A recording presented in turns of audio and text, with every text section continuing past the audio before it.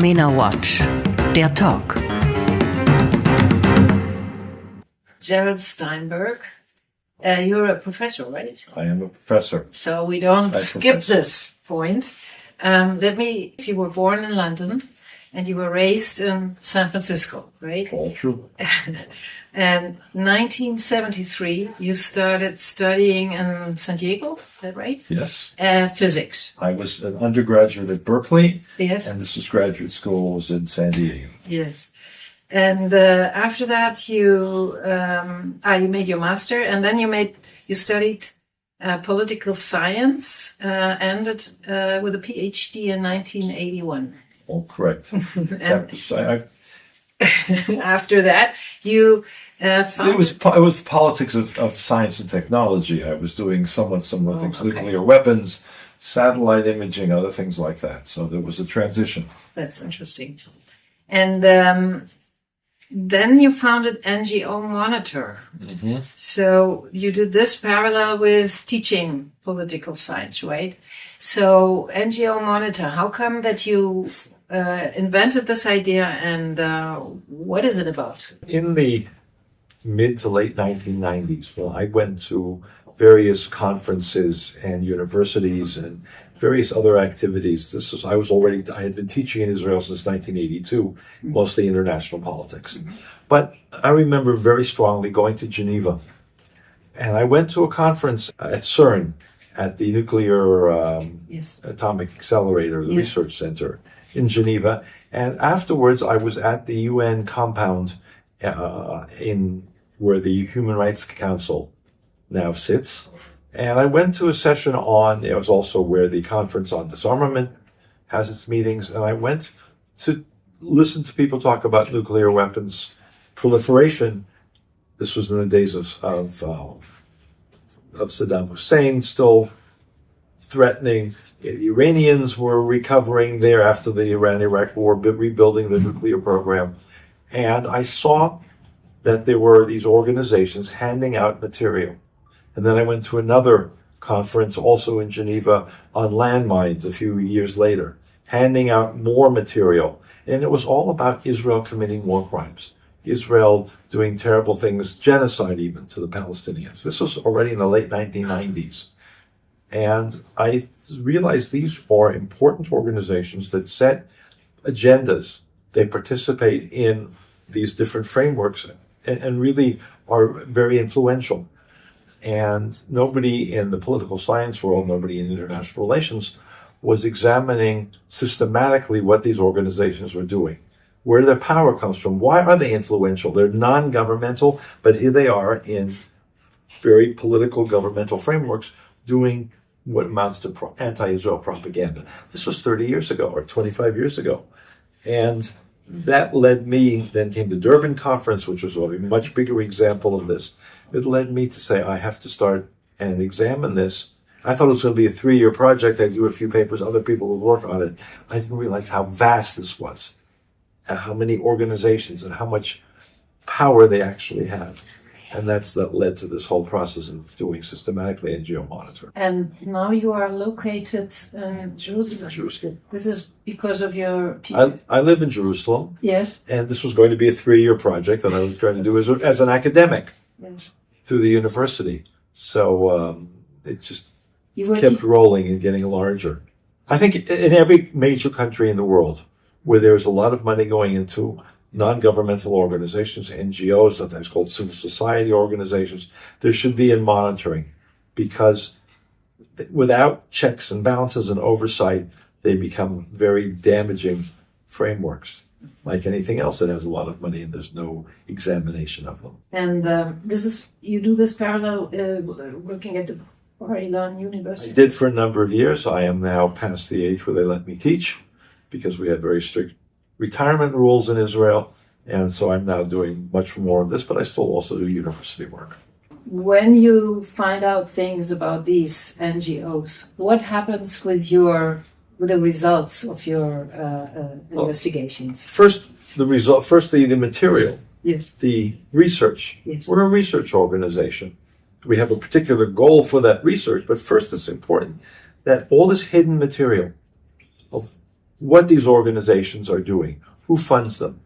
When Oxfam, Human Rights Watch, Amnesty International produce a report, 200, 320, whatever number of pages, and everything else they do in whole press conferences. This is a big industry.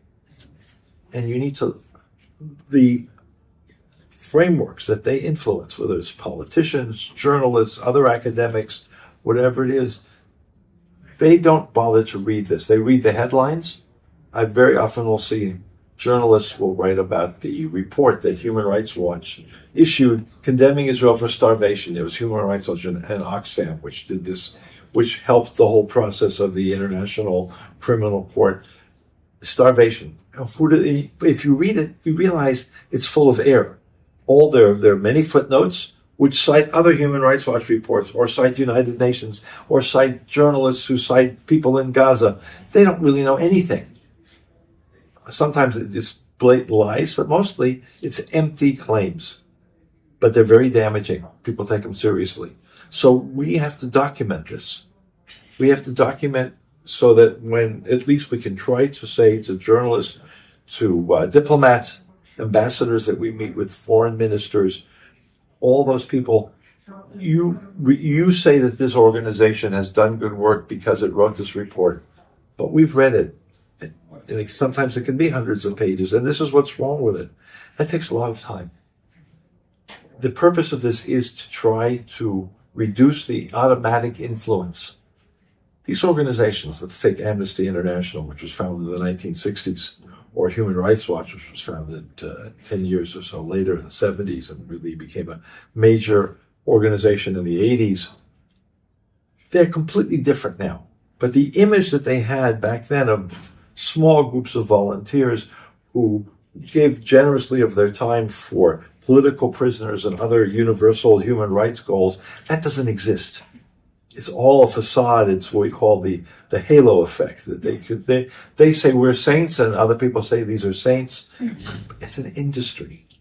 So what we try to do in this research is to be able to say to the consumers of all of these reports and pressures and campaigns, better be careful, because a lot of this is either completely fabricated or lies. Almost the same thing. You do have some critics from different sides. Would you say lots of enemies, lots of honor? Or how do you cope with First of all, the good news is that people take our work seriously, because if we weren't important and didn't have an impact, why would you attack us?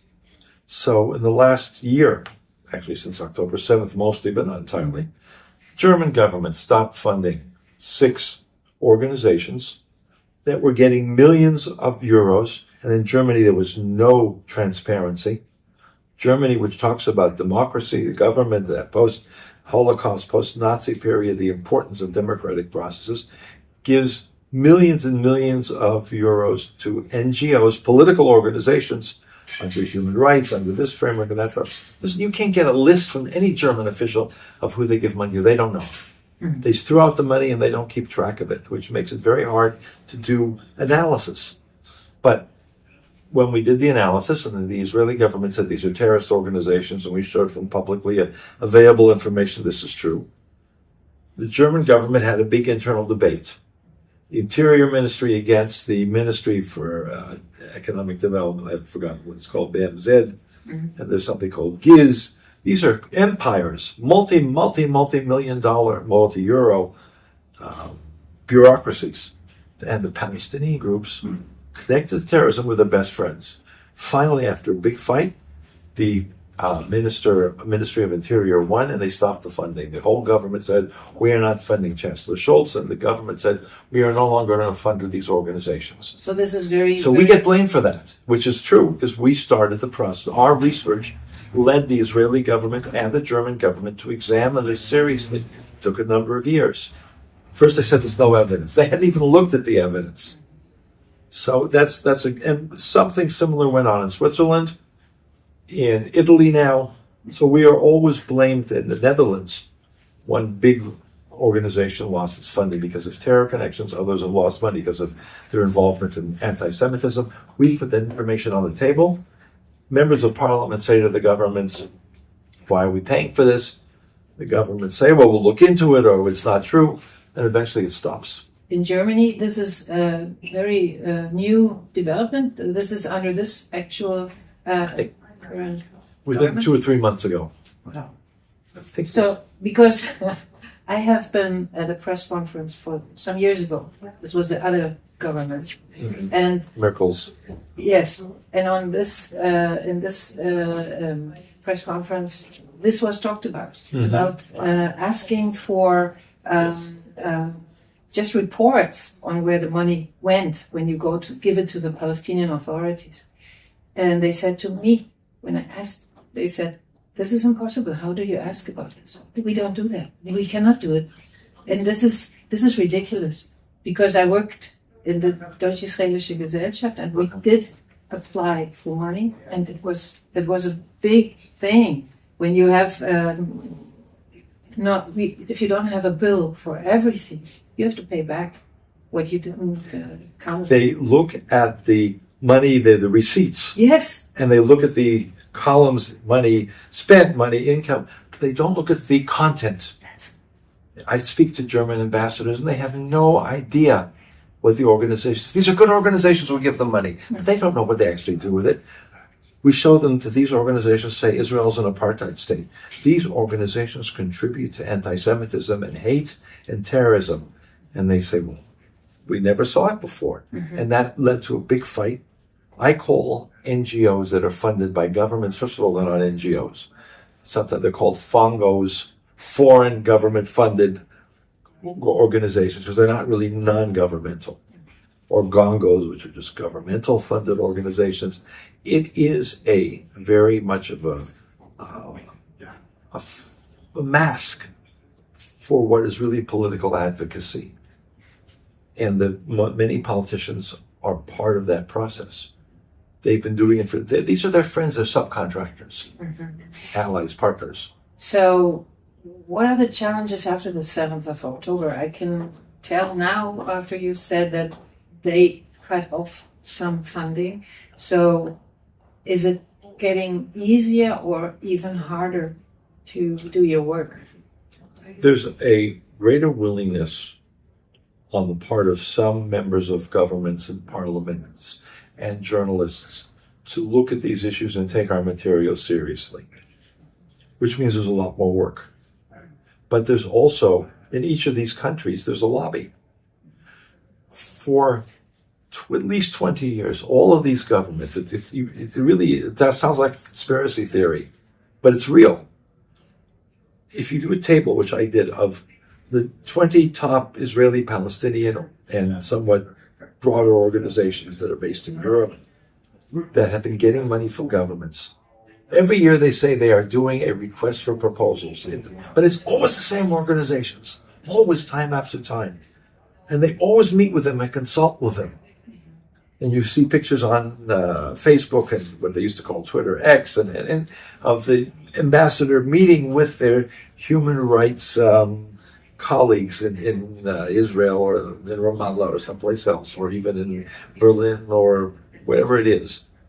It's always the same organizations, the same people, sometimes going around in circles. So they fight back. It's a lobby. If they have been working together with a budget of, let's say, 20 million euros a year for close to 20 years, they're not going to say, oh, well, we no longer can do this. They're going to keep trying to fight back. And we know that we see that in Switzerland, which is, I will admit that in Germany, I wasn't overly surprised I wasn't shocked that the government said that they're not doing any more money, because we know that gradually they have been looking at this, the process. My colleague Olga Deutsch has been in Berlin a number of times, as you know, and spoken to allies that sit in the German framework, getting this message across. But in Switzerland, we have very few supporters like that, people who will take our material and say to their governments, this is something you need to look at. And we were surprised. So now there's a very big campaign. They only cut money for 3 organizations. But there's a big campaign. They also realize that if they start cutting here, they're going to start cutting there. And because, again, it's a big industry. And nobody's ever done this before. Looked at them and said, you shouldn't be getting this, it's wrong. And so it is, in that sense, it's more difficult because we have to maintain and go further with the understanding that NGOs are not just wonderful organizations that automatically should get money for their political campaigns. That leads to my next question. How many people are doing this work for NGO Monitor, and how do you finance this? We are about 15 people, some part-time, some full-time, some students, some working mothers, others, but around 15 people, which just makes us a relatively small organization, but not tiny. And we are financed completely by private funding. We refuse to accept money from the Israeli government. We do not want money from any other government. At one point, a European official said, why don't you apply for our funding? You work in this area. I don't. I take the concept of non-governmental seriously. So our funders are largely philanthropies, family funds, others. About more than 2/3, maybe 70% comes from the United States. Another 15% comes from Canada, approximately. And then we have a few Israeli donors, a few European donors, some in Australia, and that completes the picture.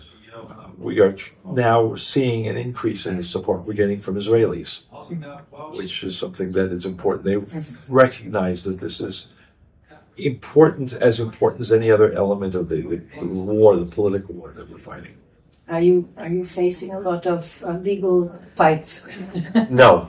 The reason that we are a research organization, every single thing that we have, and we have a website with 250 organizations, mostly in English, some Hebrew, some German.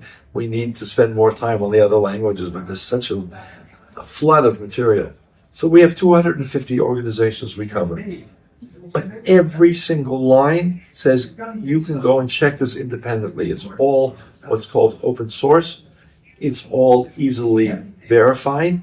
That's why when I speak to some government officials from Europe and they say to me, well, people say you're wrong, and I say, well, why don't you check yourself? It's all there.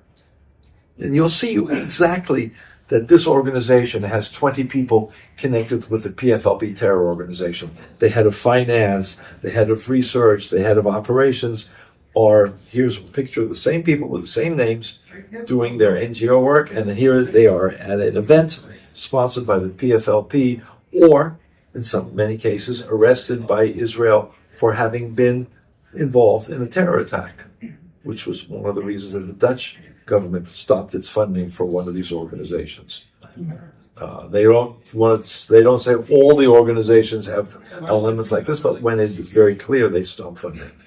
So it's very hard to sue us because we just present the facts, and we are very careful. We are extremely careful not to allow for any questions to be raised. If we're not sure, we'll say this is the evidence says this according to this website, but we could not verify it independently. And last question: how is it your personal engagement? I understand that you went to some conferences and saw what is wrong, but in your family you were supported, and you do this now for how many years? And you have good follower, as I heard, which is a good way of leading a company, I guess, an organization, not a company.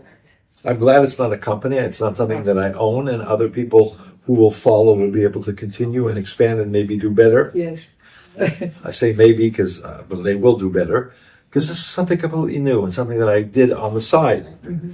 But I started in 2001 after the anti-Semitic Durban, the infamous anti-Semitic Durban conference, with its NGO forum, led by Human Rights Watch and Amnesty.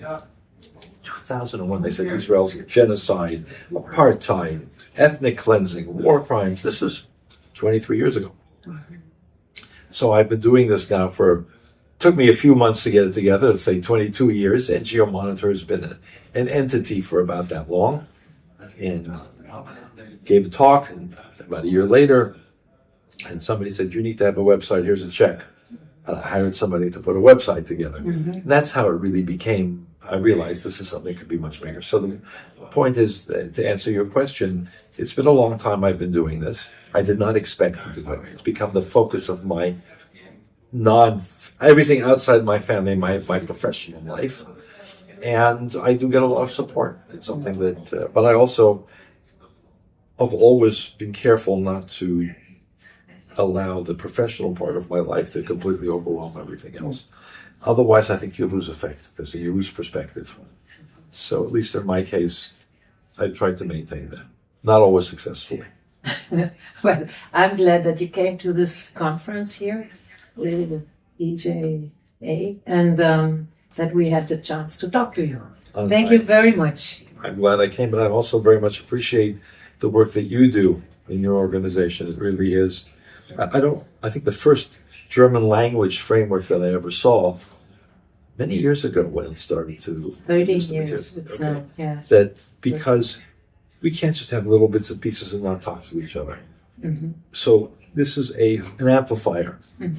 And we see things on your website and on Twitter and other things that you put. It's called X now, I know. On X. Everybody says it, the former Twitter. Yes, X, that's the it. former Twitter. So. And that way we know, okay, this is something that's happening that's relevant to us. In these countries, we should see where the points of connection are. So that's each one of these pieces is like a puzzle. They're connected together. So your work is very much extremely important in that process. Thank you so much. Eine Produktion von MENA Watch, dem unabhängigen Nahost-Think Tank. Auf unserer Website finden Sie täglich aktuelle Informationen und Analysen. Besuchen Sie uns.